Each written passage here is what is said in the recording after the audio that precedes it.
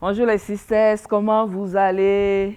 Que le Seigneur soit béni dans notre vie parce qu'il fait beaucoup de choses pour nous. Et il nous réveille, il s'occupe de nos enfants.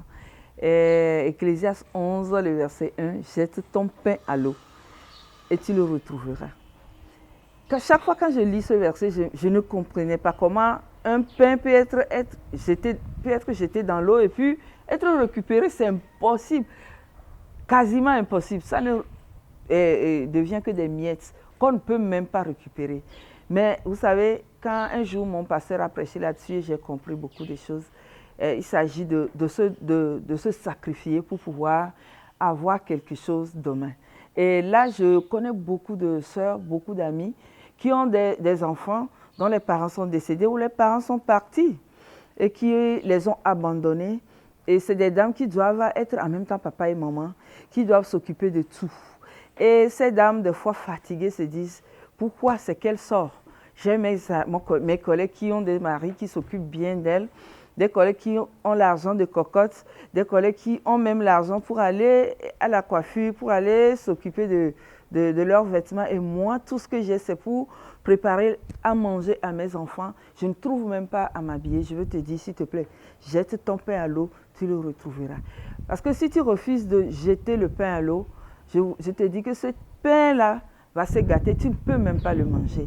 Alors que chaque fois que nous faisons quelque chose pour nos enfants, c'est une semence que nous sommes en train de faire pour l'avenir. Voilà. Parce que quand les enfants seront heureux, c'est nous qui serons heureux aussi.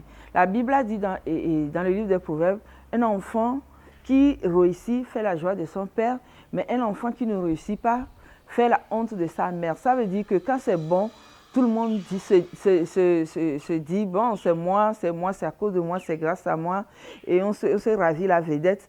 Mais quand c'est pas mal, on se dit, elle n'a pas bien, elle ne s'est pas bien occupée de ses enfants, elle n'a pas bien éduqué ses enfants. C'est ce qui arrive. Donc, on ne perd rien, plutôt on gagne en jetant l'eau, en se donnant, en se sacrifiant. Je voudrais t'encourager, ne te décourage pas, ne te dis pas que moi, je ne dois pas mettre ma main à la pâte. Ton mari, mon mari ne peut pas le faire seul. La vie est tellement devenue difficile que le peu que j'apporte à la maison, ça a aussi son sens. Il y a beaucoup de femmes qui refusent de peut-être investir dans le foyer. Leur argent, c'est pour faire peut-être les tontines, c'est pour garder. Non, nous allons jeter aussi notre argent et notre pain à l'eau pour pouvoir les récupérer. Et les enfants ont besoin de nous. Je connais des mamans qui ont refusé de laisser leur enfant alors que leur papa est parti faire un autre foyer et qui voudront récupérer les enfants. Elles se sont battues pour garder les enfants parce qu'elles savent que demain, Dieu pourra les bénir ses efforts et puis elle sera heureuse. Mais elle ne sait pas ce qui se passera en dehors d'elle, c'est-à-dire quand les enfants ne sont pas avec elle.